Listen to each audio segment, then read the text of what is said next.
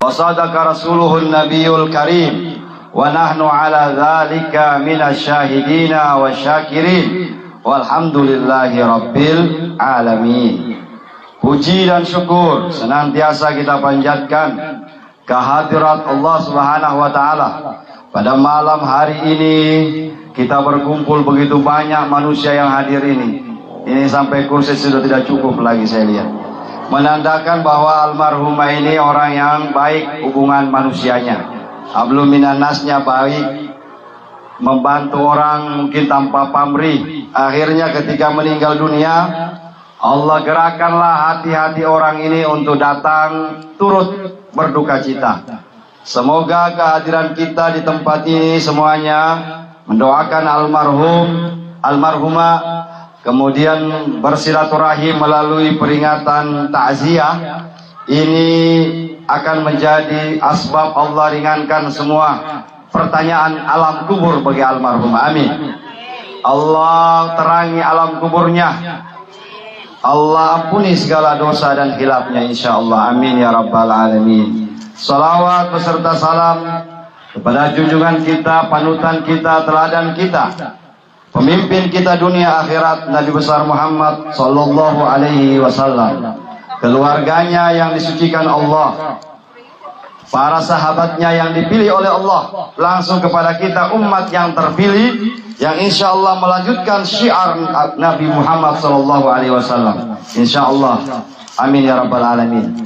Yang saya hormati orang-orang tua saya, guru-guru saya, para imam, pegawai syara Kelurahan Masigi, seluruh hadirin wal hadirat, para haji, ibu hajah, ada Pak Haji Tamsul Soda, ada juga haji baru kita ini Pak Haji Zikrullah, Ustadz Zikrullah Awe Tangara. Beliau juga baru pulang haji. Masih makbul doa ini karena belum 40 hari. Ya, jadi kalau mau berdoa boleh minta sama doa. Tapi beliau sekarang sementara berdoa banyak-banyak juga. Berhubung bercaleg. Insya Allah. Amin ya rabbal alamin. Yang saya hormati orang tua keluarga besar almarhumah ini. Saya dari Palu langsung kemari bapak-bapak ibu-ibu. Makanya saya anggap mudah-mudahan masih Bapak Riki. Ada jamaah umroh yang ikut sama saya parigi itu 7 orang. Itu diantar tadi dari Madinah Iman Wisata. Jadi bapak-bapak ibu-ibu juga kalau mau umroh tidak usah jauh-jauh, bisa mendaftar ya, insya Allah. Bapak-bapak ibu-ibu kaum muslimin muslimat jamaah takziah yang dirahmati Allah. Seperti tadi yang disampaikan MC protokol kita, Kepala Madrasah Sanawiyah Ustadz Rizal Pari, bahwasanya mati ini hal yang biasa. Biasa kita dengar, pengumuman-pengumuman itu sering kita dengar. Akan tetapi kematian ini akan menjadi luar biasa, akan menjadi hal yang sangat sulit apabila kematian itu dialami oleh orang-orang yang tak punya bekal. Maka dikatakan man mata bila zadin, man dakhalal qabra bila zadin. Barang siapa masuk ke dalam kubur tanpa bekal, faka'annama rakiba bahra bila safina, seolah-olah kata Nabi orang itu menyeberang lautan tanpa perahu. Coba kita lihat Pak, dari Pelabuhan Parigi kita mau ke Makakata misalnya, kalau pakai perahu insya Allah gampang, aman, cepat, dan insya Allah sampai di tujuan dengan cepat. Tetapi kalau tanpa perahu kita ke Makakata misalnya, maka itu akan sulit sekali. Begitu masuk kubur, kalau tidak ada bekal kita masuk ke dalam kubur, maka akan sulit sekali bapak-bapak ibu-ibu. Maka kubur itu al-qabru awwalu manzilin min manazilil akhirah. Kubur itu manzil, bahasa Arab itu baitun, rumah, dar, rumah, manzilun, rumah juga. Cuma masing-masing ini punya pengertian yang berbeda-beda. Itulah bahasa Arab. Bahasa Arab itu bahasa yang paling kaya.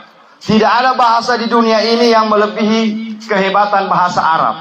Ya, maka Nabi mengatakan alimu auladakum, ajarkan anakmu bahasa Arab, walaupun cuma sedikit-sedikit. Kita di Parigi jago bahasa Arab semua. Ente, ana, anta, sakran. Jago juga orang Parigi. Minimal kalau kita tidak tahu bahasa Arab, hafal Al-Fatihah. Al-Fatihah. Yang dia hafal ihdinas siratal mustaqim. Tunjuki kami jalan yang lurus. Akhirnya dia berangkat haji.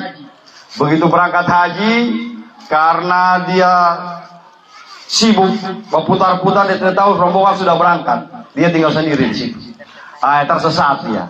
Begitu dia tersesat, dia lupa cari di mana dia punya hotel, di mana dia punya tempat menginapnya. Akhirnya ketemu orang Arab. Dia langsung ingat, Pak. Langsung dia ingat ihdinas siratal mustaqim.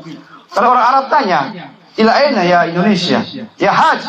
Ila aina pondok, di mana kau punya pondok, di mana kau punya hotel? Tidak tahu bahasa Arab. Akhirnya dia ingat ihdinas siratal mustaqim.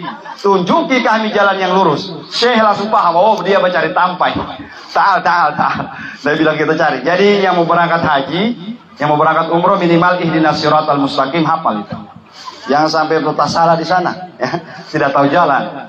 Bapak-bapak, ibu-ibu, maka kita dalam kehidupan dunia ini sebelum memasuki kubur, maka kita perlu bekal. Perlulah kita memperbanyak bekal kita menuju alam kubur. Manzilun, di kubur itu kata Nabi rumah. Kalau dia rumah sama dengan rumah di dunia ini. Cuma kita sekarang ini banyak sibuk urus rumah, perbaiki rumah. Sudah bagus, renovasi lagi, pasang lagi ini dan sebagainya. Tetapi lupa kita memperbaiki rumah kita di dalam kubur. Di kubur itu rumah, ada lampunya, ada jendelanya, ada atapnya. Maka orang-orang yang balik dari dunia menuju ke alam kubur, kalau rumahnya sudah siap, rumahnya mewah, enak dia di dalam kubur. Tetapi kalau ada orang yang tidak punya bekal menuju ke alam kubur, tidak ada rumahnya di alam kubur, nah sudah itulah yang bapok-pok tengah malam itu. Ya bapok-pok tidak ada rumah kasihan. Baru bilang pongko itu, bapok. Padahal kadang-kadang itu roh-roh yang tidak punya tempat di alam kubur. Nauzubillahi min dzalik. Maka sekarang kita menabung. Sekarang ini kita simpankan, kita punya perbekalan di alam kubur. Alam kubur tempat yang gelap. Maka terangilah nawiru kuburakum. Perbanyaklah, terangilah alam kuburnya. Setawakal. Terangilah alam kuburnya dengan bitilawatil Quran. Memperbanyak baca Al-Quran.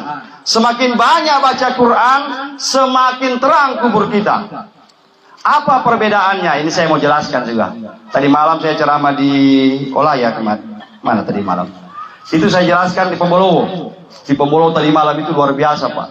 Jarang-jarang juga orang dapat musibah seperti begitu. Pertama anaknya kecelakaan. 4 malam setelah anaknya, papanya lagi. 4 bulan setelah papanya, mamanya lagi. Dan tiga-tiganya saya semua yang takziah. Ini luar biasa ini mereka punya cobaan dari Allah Subhanahu wa taala. Perbedaan antara baca Quran dengan zikir. Baik, ini perlu dijelaskan juga. Apa itu zikir? Zikir itu mengingat Allah. Apapun perbuatan kita dalam rangka mengingat Allah itu disebut zikir. Maka sholat itulah zikir yang paling hebat. Aqimis sholata li dzikri, kata Allah dalam Al-Quran. Dirikanlah sholat untuk mengingat aku, untuk berzikir kepada aku. Maka kalau ada orang sholat, Allahu Akbar, dia sudah berzikir, Bapak. Itu zikir yang paling hebat. Aqimis sholata li dzikri. Maka zikir diucap, zikir ditaruh dalam hati. Perbedaannya apa? Kalau zikir harus ditahu artinya. Tidak boleh la budda an ya'rifa ma'nahu. Dalam kitab dijelaskan tidak boleh tidak. Zikir itu harus ditahu artinya. Maka sebelum berzikir ditanya dulu. Hasbunallah wa ni'mal wakil, ni'mal maula wa ni'mat nasir. Itu zikir. Ada astaghfirullah rabbal baraya. Itu zikir juga, harus ditahu artinya. Ada juga subhanallah walhamdulillah. Itu memuji Allah. Jangan menangis. Aduh, subhanallah, walhamdulillah, tidak tahu arti. Masa berzikir menangis? Kecuali kalau kita zikir sudah istighfar, astagfirullah, itu minta doa, minta ampun sama Allah, kita ingat dosa-dosa kita. Tetapi kalau subhanallah, maha suci Allah, walhamdulillah, segala puji bagi Allah, wala ilaha illallah, tidak ada Tuhan kecuali Allah, wallahu akbar, maka kita harus tegap, suara kita lantang. Apalagi kalau disebut zikir la ilaha illallah. Maka jangan heran orang berzikir la ilaha illallah itu mengesahkan Allah. Maka dia berzikir la ilaha illallah, la ilaha illallah. Tiada Tuhan selain Allah, tiada Tuhan selain Allah. Itu mentauhidkan Allah. Tauhid zikir la ilaha illallah disebut zikir nafi isbat. Menafikan selain Allah, mengisbatkan Allah. Maka dia harus dengan kekuatan full power. Kemudian hati kita betul-betul ditancapkan kalimat la ilaha illallah itu. Maka macam-macam la ilaha. Itu kan sesuai lagu saja. Ada yang pakai lagu semi dangdut. La ilaha illallah, la ilaha illallah. Boleh-boleh saja. Yang penting la ilaha illallah itu mengesahkan Allah. Ini kalau zikir Bapak. Tetapi kalau Al-Quran, biar tidak tahu artinya, baca saja. Karena Allah tidak tuntut tahu arti. Allah tidak tuntut harus dihafal itu Al-Quran. Yang Allah tuntut baca Al-Quran. Jangan baku-baku lomba mencari arti, baku lomba menghafal Quran. Adakah perintah lomba hafal Quran? Tidak ada. Yang Allah minta baca Al-Quran. Tapi kalau bisa dihafal Al-Quran itu bonus. Bonus dari Allah. Tetapi Allah bilang ikra'ul Quran. Baca Quran. La satu huruf itu coba ya. Man qara'a harfan min kitabillah. Barang siapa membaca satu huruf dari Al-Quran, falahu asrun, maka dia mendapat pahala 10. Wala aqulu alif lam mim harf. Tidak saya katakan itu alif lam mim itu satu huruf, tetapi alif harf, lam harf, mim harf. Alif lam mim itu 3 huruf Pak. Alif lam mim. Kalau kita baca itu maka 30 pahala. Coba bayangkan kalau kita baca 1 juz 1 hari. Tidak usah dihitung. Ratusan ribu pahala Bapak. Bagaimana kalau kita bisa baca 22 juz 1 hari? Kita ini rata-rata orang Indonesia ini paling rajin baca Quran kalau bulan Ramadan. Kalau bulan Ramadan, sebelum Ramadan dibeli Al-Quran baru. Begitu malam pertama baca Quran, habis sholat tarawih pertama baca Quran 1 juz. Besok lagi 1 juz. 30 hari Ramadan 30 juz habis. Tetapi ini cuma sampai di bulan Ramadan. Begitu habis Ramadan Al-Quran disimpan. Goodbye. Sampai jumpa lagi. Bulan Ramadan akan datang. Hari-hari lain bacanya apa? Bacanya Yasin. Eo Yasin, eo Yasin. Boleh dibaca Yasin, tetapi Al-Quran yang lain dibaca. Maka rata-rata orang Indonesia di Masjidil Haram, di Masjid Nabawi itu ada halaqah. Setiap habis asar, orang-orang dari Indonesia, dari India itu disuruh baca Quran. Syekh-syekh yang mau dengar. Dan rata-rata orang Indonesia lancar Yasin. Karena cuma Yasin terus di ojo. Angkat teru Yasin, angkat teru Yasin. Padahal jangan begitu, ya. Yasin ini dibaca 1 kali 1 hari. Tapi ayat-ayat lain dibaca juga supaya lancar juga kita, bukan cuma Yasin yang lancar. Yasin kalbul Quran. Yasin itu kata Allah jantungnya Al-Quran. Tidak ada ayat surah yang melebihi kekuatan Yasin. Itu surah. Kalau ayat yang paling hebat itu ayatul kursi. Ayat-ayat lain Bapak Ibu dibawa oleh malaikat Jibril. Kadang-kadang Jibril tidak bawa malaikat. Kadang-kadang Jibril tidak bawa pasukan. Dia sendiri datang turunkan itu Al-Quran sama Nabi Muhammad. Tetapi beda dengan ayat kursi. Ayat kursi itu diturunkan oleh Allah melalui perantaraan malaikat Jibril, dikawal oleh 70.000 malaikat. 70.000 malaikat.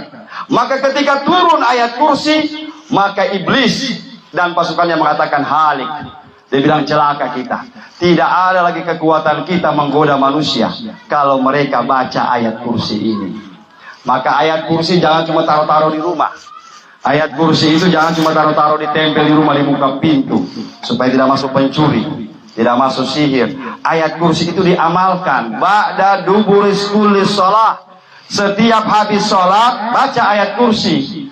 Bukan nanti orang kemasukan baca ayat kursi. Ya, ada orang sakit baca ayat kursi, takut baca ayat kursi. Tetapi ayat kursi ini dijadikan amalan kita, bapak-bapak, ibu-ibu. Kalau dia sudah jadi amalan, kadang-kadang itu ayat-ayat Al-Quran itu ada hadangnya, ada penjaganya. Ayat Quran itu, semua ayat-ayat Al-Quran itu ada penjaganya. Al-Fatihah ada penjaganya, ya. Ayat kursi ada penjaganya. Kalau kita amalkan rutin, nanti Allah kasih mimpi kita bertemu dengan seseorang yang luar biasa. Itulah penjaga ayat itu. Penjaganya surah Yasin. Semua bapak-bapak ibu, ya. Maka orang-orang tua dulu dia pakai ilmu huruf saja. Nah, ini yang kita kadang-kadang pandang enteng biasa. Coba orang-orang tua dulu yang bawa obat-obat itu. 28 huruf hijaiyah mulai dari alif sampai ya itu ada dalam tubuh kita. Ada semua. Maka orang-orang tua dulu dia tahu huruf-hurufnya. Sakit apa? Sakit perut. Oh, dia huruf ini. Cuma dia pecet sedikit sembuh. Ya. Sama dengan cerita Akang, mungkin pernah saya cerita di sini. Ada anak panti lalu itu, bukan lagi digigit apa Pak? Kalajengking. Bayangkan itu kalajengking yang begigit perempuan lagi. Akang waktu itu barangkali di mana saya cari. Dia bilang, Akang ada anak-anak saya digigit kalajengking. Begitu dia sampai, kita sampai, dia cuma ambil bonsai begini, yang di muka asrama, itu dia kucak-kucak saya begini, dia taruh di situ langsung hilang sakitnya Pak. Apa yang dia baca? Saya apa dibacakan? Dia Bismillah saja. Bismillah saja. Tapi kita sekarang ini begitu habis setengah jus, sakit gigi kita tambah sakit. Dia sembuh. Padahal yang dibaca ini 1 jus. Nah, maka kita kadang-kadang tidak paham bahwasanya semua ini ada bapak-bapak ibu-ibu. Semua, bahkan pohon-pohon ini semua ada yang menjaga. Dunia ini dibawa oleh malaikat, dijaga ketat oleh malaikat. Maka orang-orang tua dulu bilang kalau ambil obat pas salawat. Salawat apa dipakai? Dia bilang salawat mati atau salawat hidup? Saya bilang pakai saja. Mau salawat mati, salawat hidup. Ambil daun, bikin obat. Semua. Cuma kita sekarang ini umat modern. Modernnya kita tidak pakai lagi obat-obat begini. Padahal semuanya ada, Allah siapkan. Kita cuma pakai Paramex, ya. Kita pakai ini dan sebagainya. Tidak mau lagi pakai yang alam. Maka mudah-mudahanlah orang-orang tua dulu sudah mengajarkan kepada kita. Kenapa sampai di obat-obat ini? Balik lagi kita pada masalah kematian. Almarhumah ini meninggal dunia dan beliau, saya dengar kabar ini seorang mu'allaf ini bapak-bapak ibu-ibu, ini luar biasanya mu'allaf. Semua dosa-dosanya yang dia lakukan sebelum dia masuk Islam itu dihapuskan oleh Allah Subhanahu wa taala. Kembali dari 0 kilometer. Mudah-mudahanlah kembali dari nolnya ini semenjak dia masuk Islam, asyhadu alla ilaha illallah wa asyhadu anna muhammadar rasulullah. Mudah-mudahan semua diisi dengan kebaikan.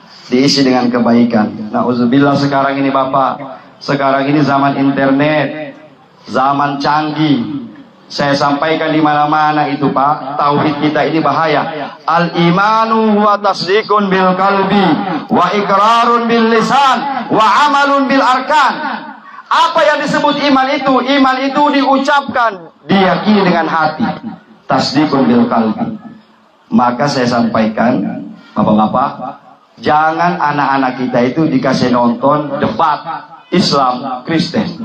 Itu sering, itu banyak itu. Jangan dinonton itu. Kalau belum kuat iman kita. Persoalan nanti di situ mereka berdebat. Kita yang awam jangan-jangan betul orang punya itu. Jangan-jangan betul, jangan-jangan. Ini bahaya. Kalau di hati kita ini sudah tergerak meragukan Allah, iman rusak, bapak-bapak, ibu-ibu. Maka debat Islam Kristen itu cuma bisa dinonton oleh orang-orang yang imannya kuat. Dia sudah tidak terpengaruh lagi, bapak-bapak, ibu-ibu.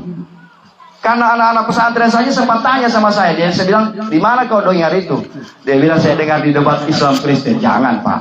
Kenapa? Itu masalah tauhid. Tauhid ini segala-galanya. Orang biar tidak sholat, biar tidak ini, yang penting tauhidnya masih ada sama Allah, insya Allah masih bisa ada harapan. Tapi kalau tauhid kita rusak, mengesahkan Allah kita rusak, na'udzubillah. Ada cerita-cerita itu bapak-bapak, ibu-ibu. Maka kita coba lihat ya. Setiap hari 5 kali sehari semalam kita disuruh bersahadat sama Allah. Kapan kita bersahadat? Ketika sholat. Asyhadu alla ilaha illallah.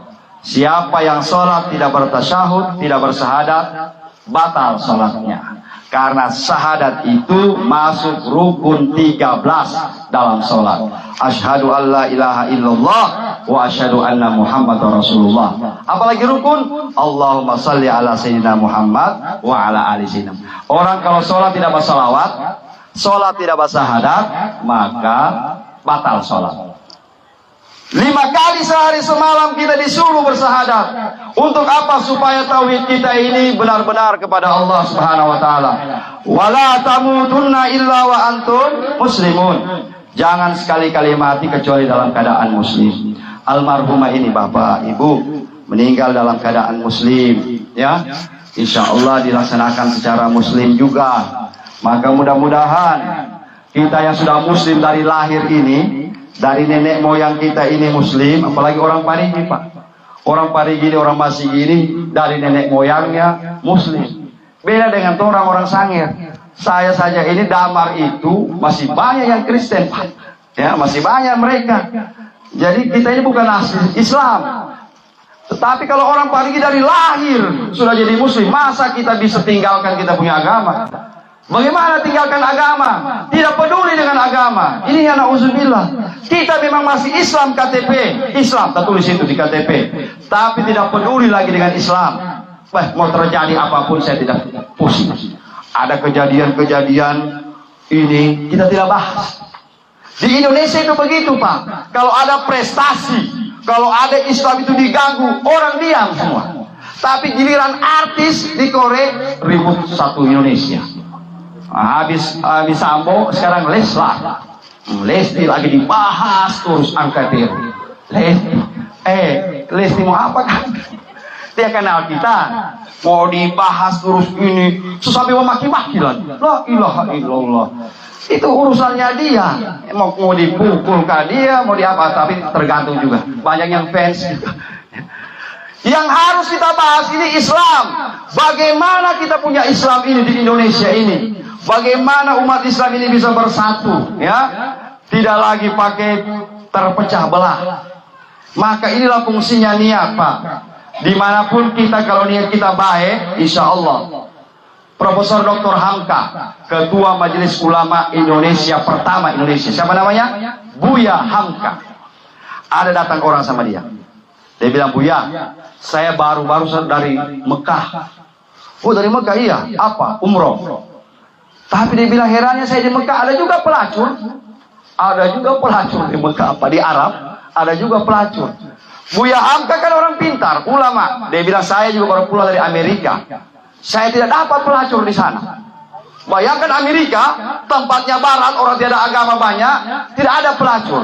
Tapi dia bilang dia dari Mekah ada pelacur.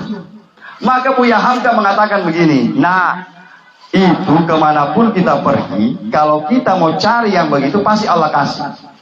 Ya? Kita mau pergi ke Mekah sekalipun, kalau kita mau cari pelacur, dapat di sana. Kita mau ke Amerika, mau ke Cina, mau ke Jerman, tapi kita mau cari masjid, dapat masjid. Kita mau ke Manado, tapi yang dicari apa? Oh, kau ke Manado, pala-pala putih banyak. Pasti kau dapat. Pasti dapat. Maka niat ini diperbaiki. Kita walaupun cuma tinggal di Masigi, insya Allah apapun yang kita niatkan Allah ijabah. Hati-hati sekarang Bapak Ibu, ini zaman akhir. Zaman akhir ini fitnah besar. Ya, fitnah Dajjal. Na'udzubillah. Dajjal bentuknya belum turun. Tetapi ajaran-ajaran Dajjal ini sudah banyak dilaksanakan oleh orang. Dajjal itu siapa? Maka Nabi berkata, jangan lupakan kamu berdoa 4 ini. Allahumma inni a'udzuka min adzabil qabri. Ya Allah, hindarkan saya dari azab kubur. Diminta di setiap sholat ini, Pak. Siapa itu? Utsman bin Affan, bergelar Zunnurain. Bergelar dia itu 2 cahaya. Kenapa Utsman itu bergelar 2 cahaya? Karena dia menikahi 2 orang anaknya Nabi. 2. Bukan cuma 1, Pak. 2. Sayyidah Zainab. Begitu Sayyidah Zainab meninggal dunia, dikasih kawin lagi Nabi dengan adiknya. Maka ini jadi dalil boleh mengawini kakak adik, boleh. Tapi jangan sementara hidup. Ya, jangan dua-dua dikawinin, ngua betul. Ya, kasih mati dulu 1. Kalau kita masih suka DP adik, baru adiknya lagi. Ya, oh ada di sini. Ya ganti kasur istilahnya apa itu ya? Boleh, boleh. Ada lagi om kawin dengan kemenakan, boleh om kawin dengan kemenakan. Tapi jangan om sungguh. Buktinya Sayyidina Ali itu dikasih kawin oleh Rasulullah dengan anaknya. Berarti anaknya Nabi itu kemenakannya Rasulullah, kemenakannya Sayyidina Ali. Karena Nabi dengan Sayyidina Ali itu waktu sepupu 1 kali dikasih kawin dengan anaknya, kemenakannya. Itu sepupu, ya, sepupu. Ini bukti bahwa boleh menikah kemenakan. Tapi laki-laki tidak boleh menikah dengan tante. Nah ini yang bedanya. Om boleh menikah dengan kemenakan sepupu, tetapi laki-laki tidak boleh menikah dengan tante.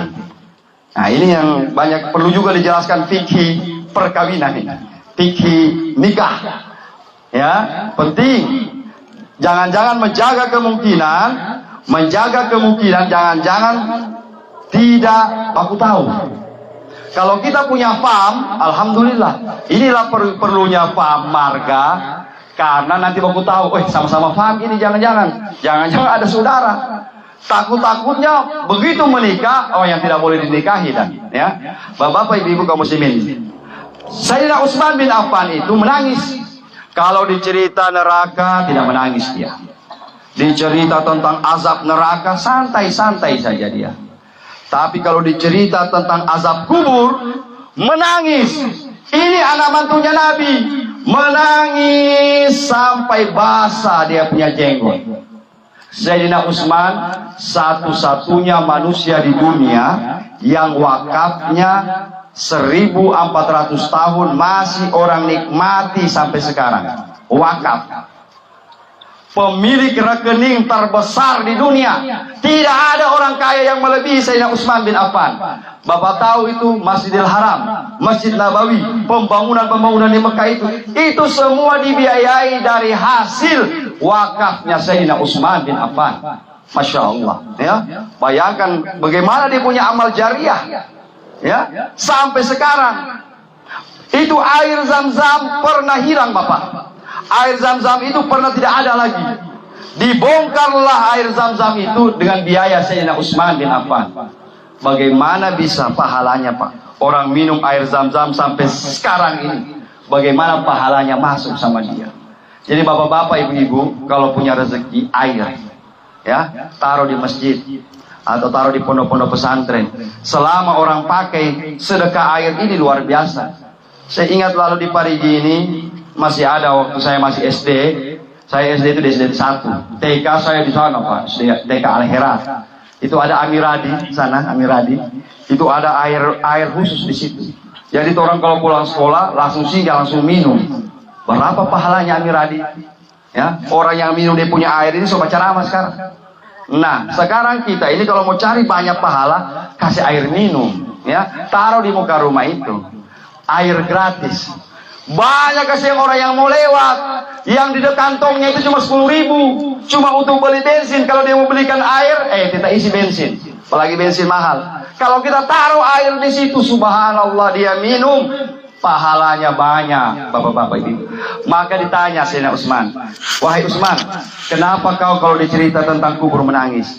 Dia bilang begini, kalau di neraka, walaupun siksa neraka itu na'udzubillah, Paling rendahnya neraka itu ditanya sama Rasulullah, ya Rasulullah, siksa neraka yang paling ringan apa? Kata Nabi, siksa neraka yang paling ringan itu diinjak dia punya kerikil, Pak, dengan telapak kaki, otak mendidih. Paling ringannya itu. Kita dapat injak dia punya kerikil neraka, mendidih otak. Kerikil inilah yang dipakai oleh Allah untuk menyerbu Abraha. Tairan ababil. Tairan ababil itu, ini Habib Hussein cerita.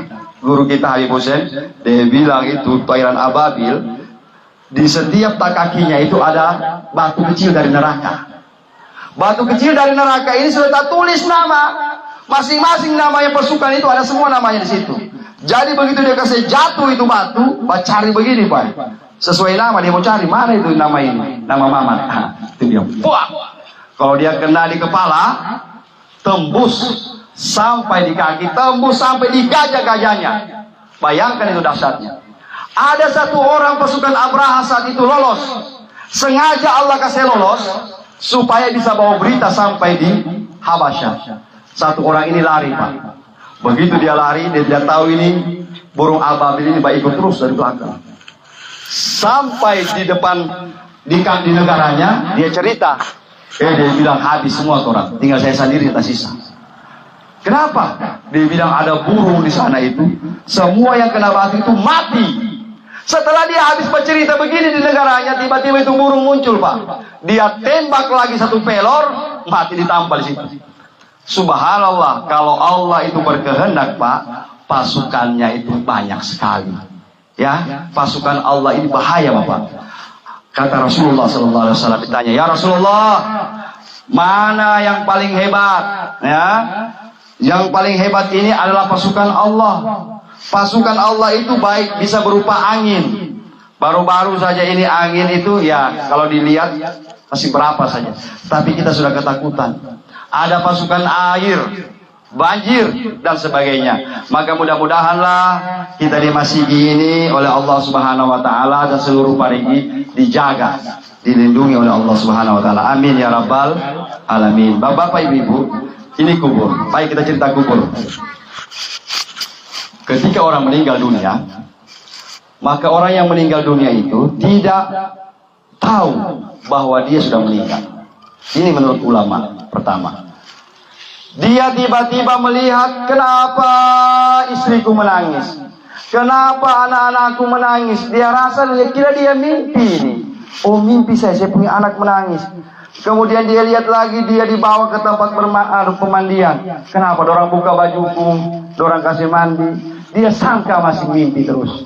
Dibawa dia lihat orang bawa dia ke masjid, disolatkan, dibawa ke kubur.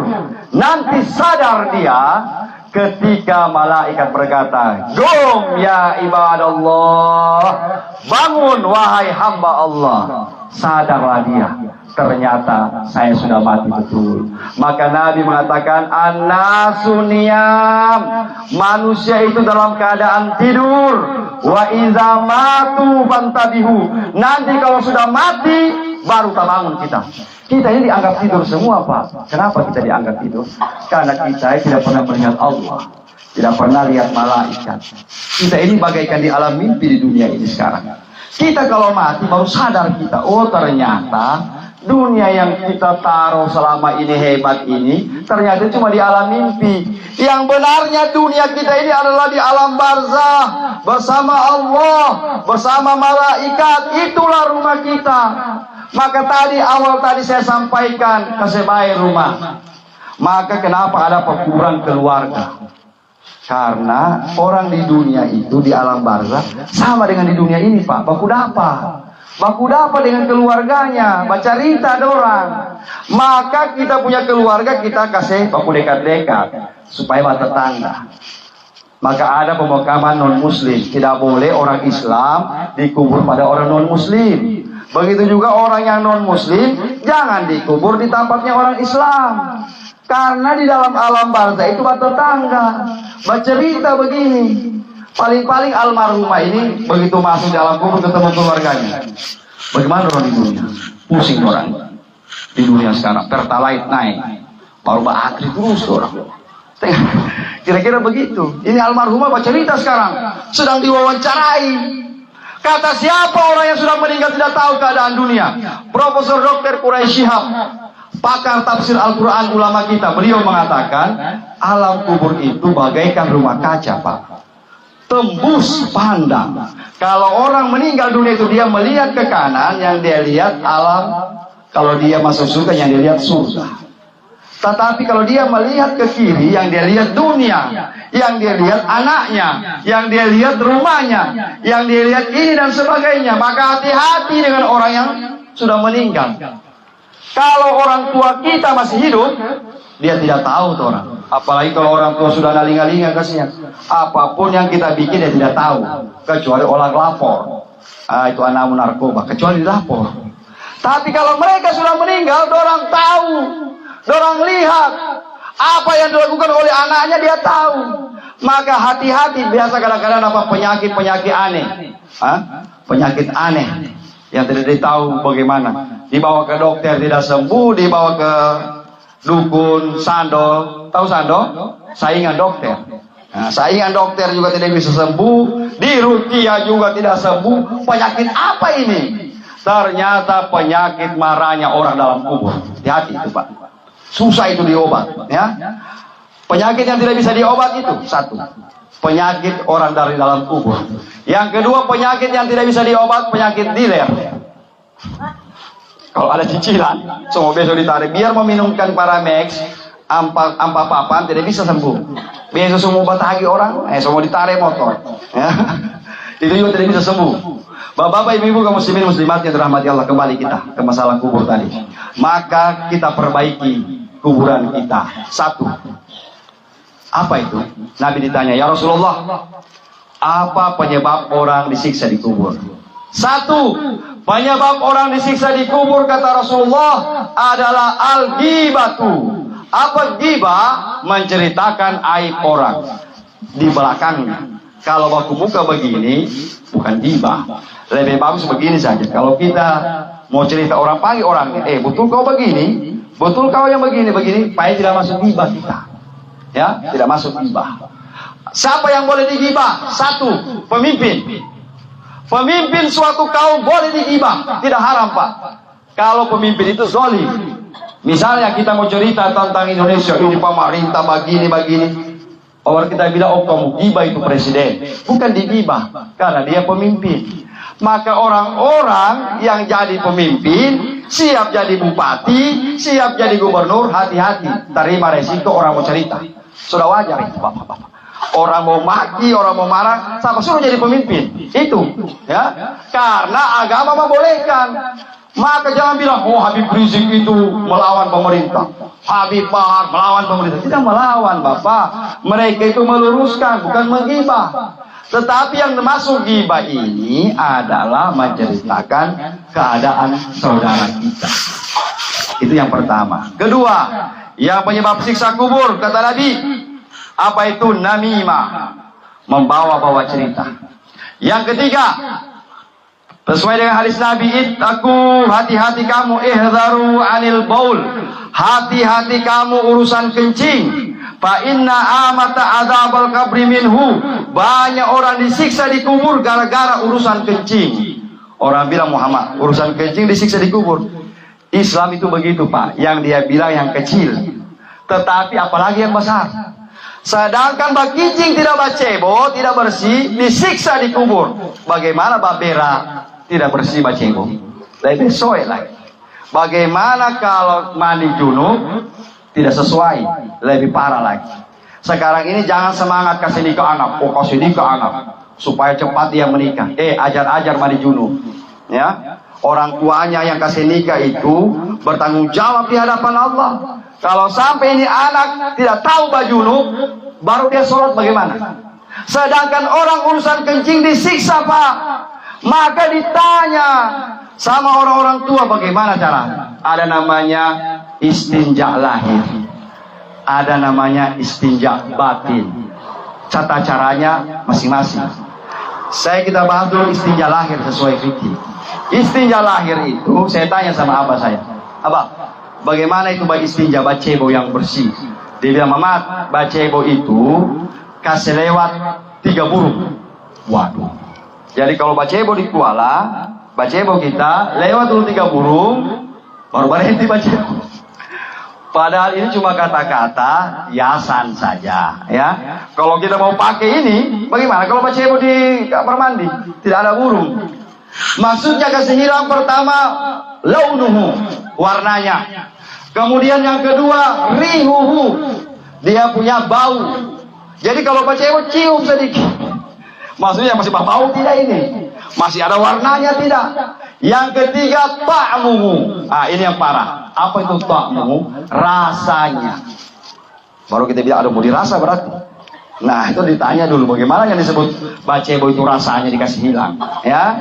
Nah, doanya Allahumma tahhir kalbi minan nifaq wa hasin farji minal fawahis. Itu doa secara fikih. Coba buka kunci ibadah, buka kitab-kitab doa, pasti begitu ditulis. Kalau bacebo itu istinja, doanya Allahumma ya Allah tahhir kalbi minan nifaq, bersihkan hatiku ya Allah daripada kemunafikan. Wa hasin farji minal fawahis, bersihkanlah kemaluanku ini daripada dosa-dosa. Apa hubungannya hati dengan bacebo? Coba lihat. Kenapa kalau orang istinja itu diminta kasih bersih hati? Kalau ada orang hatinya kotor, hatinya busuk, munafik, pastikan tidak bersih bacebo. Pasti.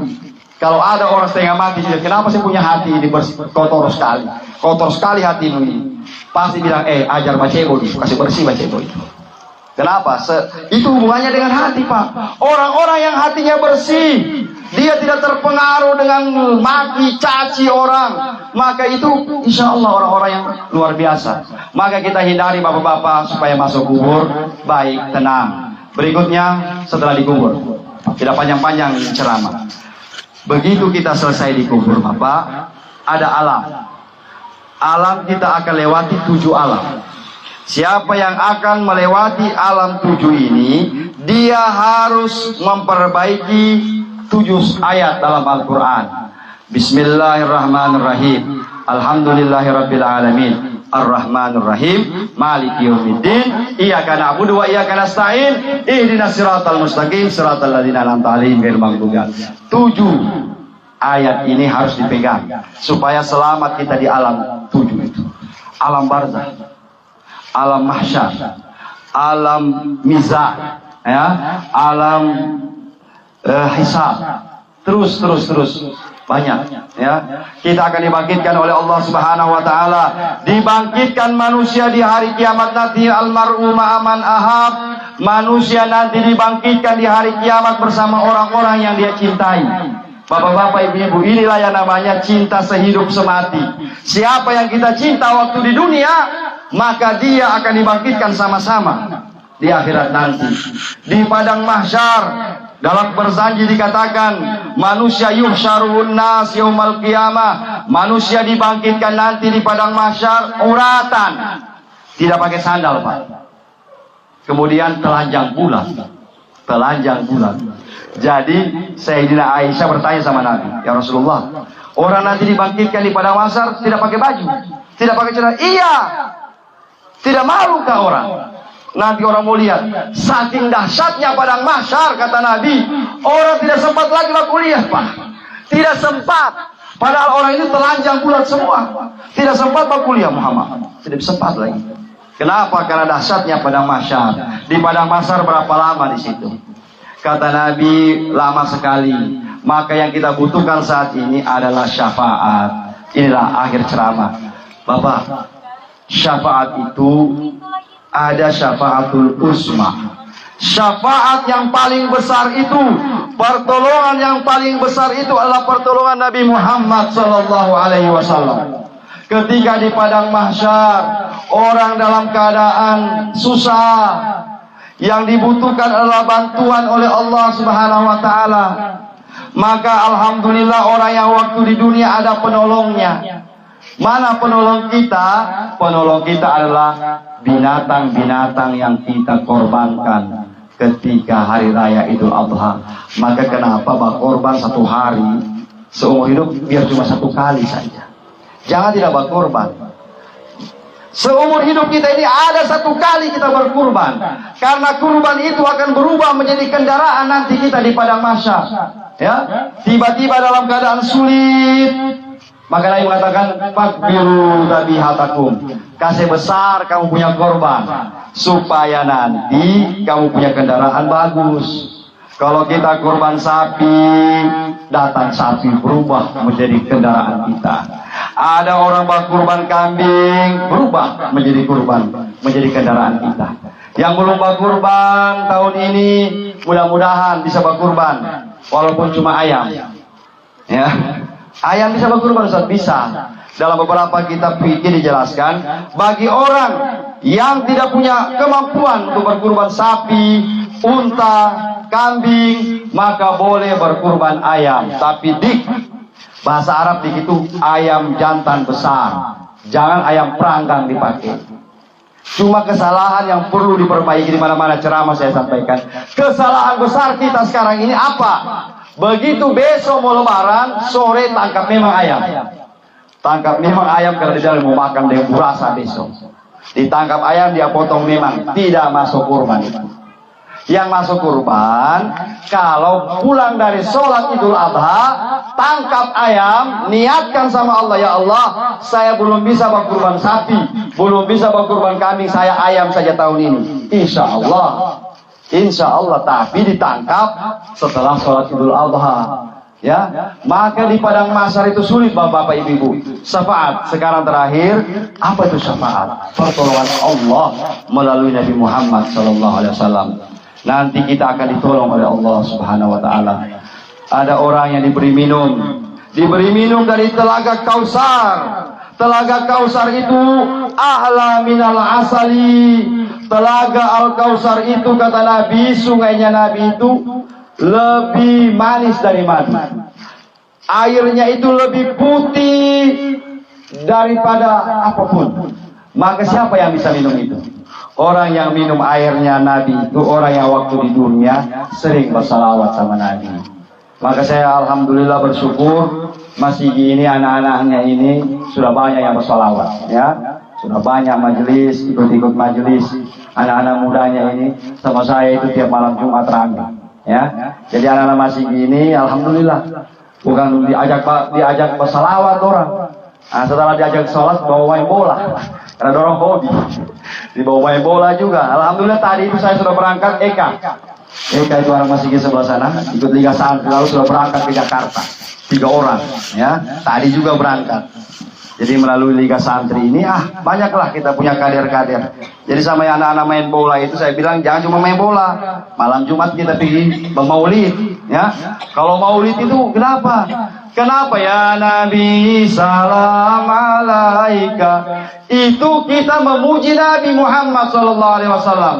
Karena cuma Nabi Muhammad, coba bayangkan Pak, ketika semua manusia tidak ada yang bisa memberikan bantuan, maka Nabi Muhammad mengatakan ana laha.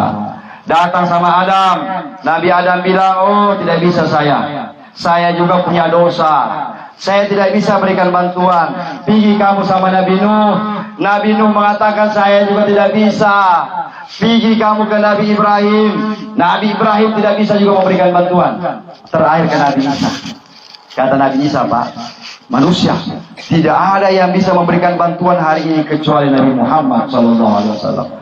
Maka seluruh manusia yang padang mahsyar itu datang sama Nabi Muhammad mengatakan, ya Rasulullah, ya Habiballah, isfa' lana, berikan bantuan kepada kami ya Rasulullah. Maka Nabi menjawab, ana laha, saya saja yang bisa memberikan bantuan hari ini. Menghadap Rasulullah kepada Allah, sujud di hadapan Allah. Kata Rasulullah, ya Allah, saya tidak akan bangkit dari sujudku sebelum engkau bantu manusia di padang mahsyar saat ini. Maka Allah berfirman, irfa ra'sak ya Muhammad, angkat kepalamu wahai Muhammad, wasal fuqta, saya akan berikan syafaat kepada orang-orang yang engkau kehendaki. Maka kita diselamatkan oleh Nabi besar Muhammad SAW. Tidak sampai di situ saja. di pintu surga. Sudah masuk surga, ini yang masuk surga, ini yang masuk neraka.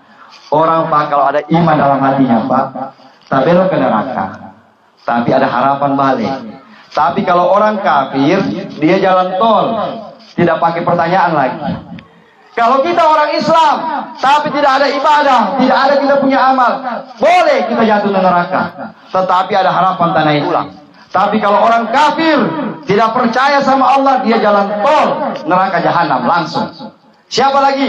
Wa may yartadid an dini fayamutu huwa kafirun. Barang siapa yang murtad, keluar dari agama, maka dia kafir.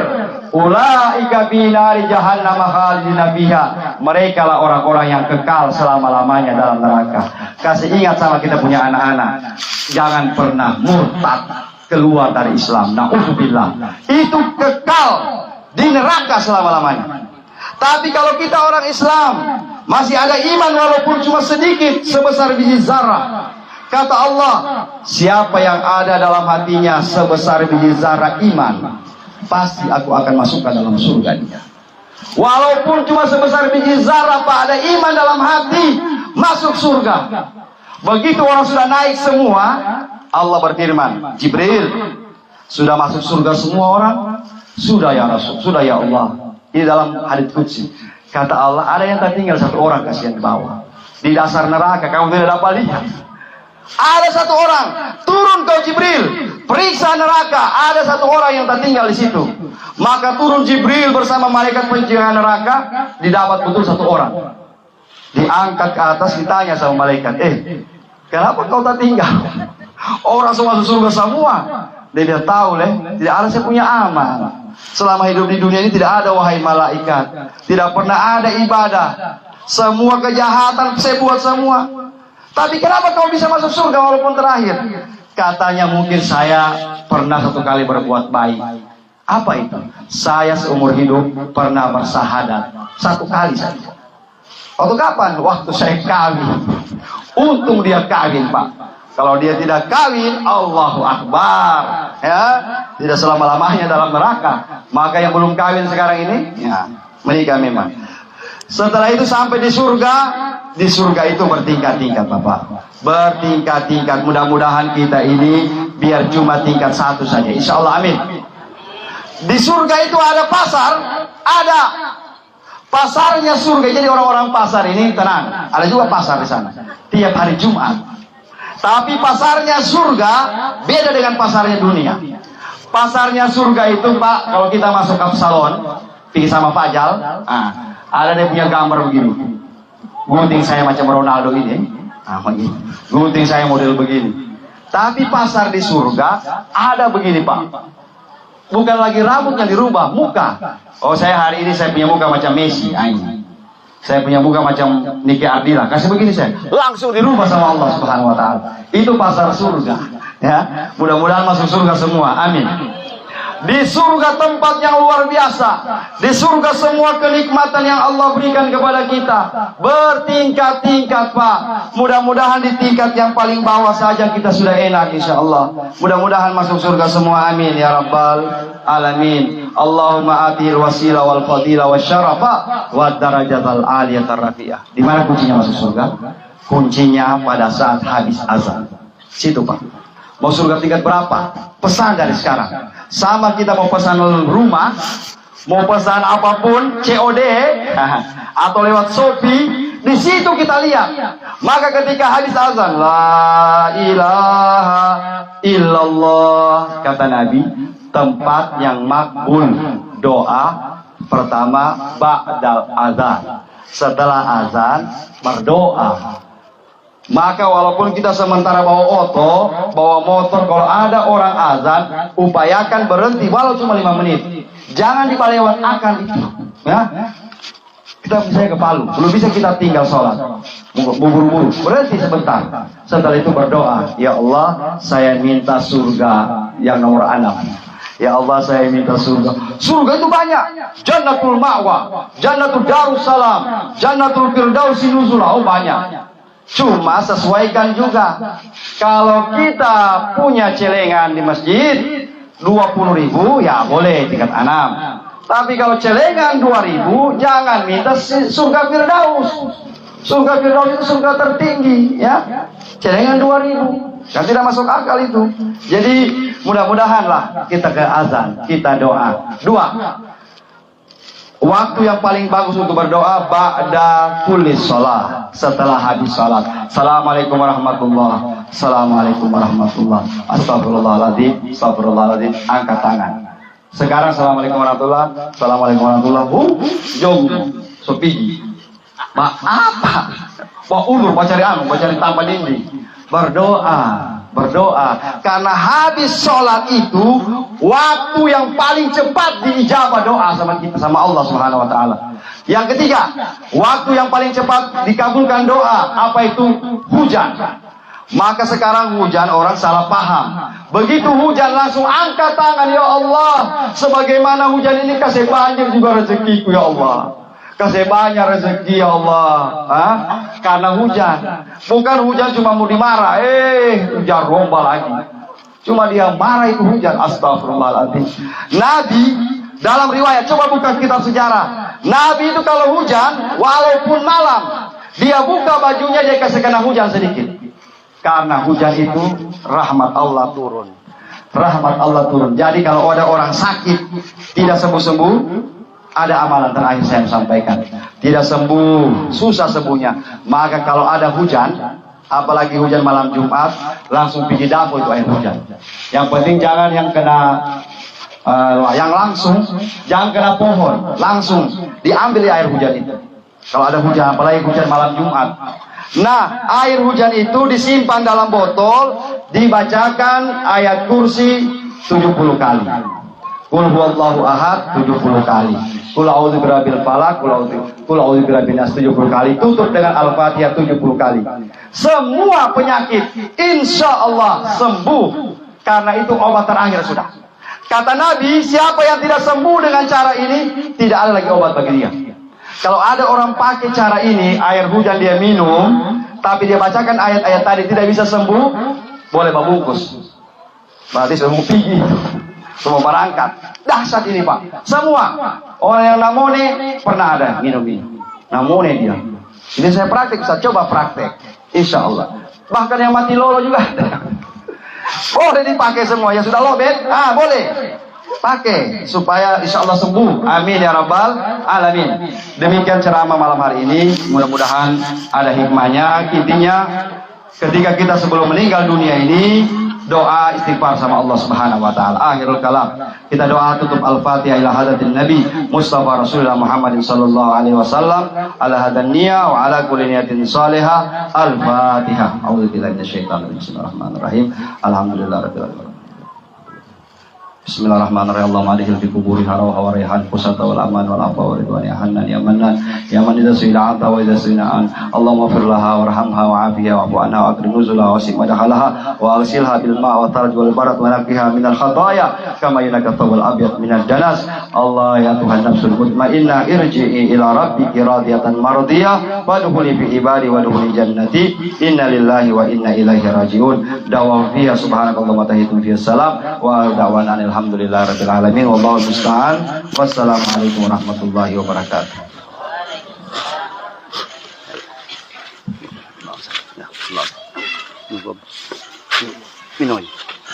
Bapak Ibu jemaat yang dirahmati Allah Subhanahu wa taala,